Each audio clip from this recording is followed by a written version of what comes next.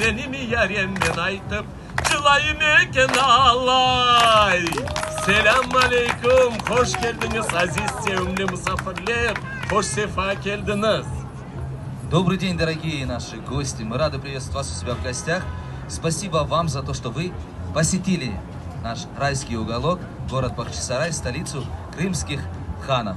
Ну и чтобы вас долго не томить своими рассказами о том, кто такие крымские татары, мы вам расскажем это и покажем своей музыкой, своим танцем. Ведь музыка – это язык, доступный всем народам. Haydi dostlar!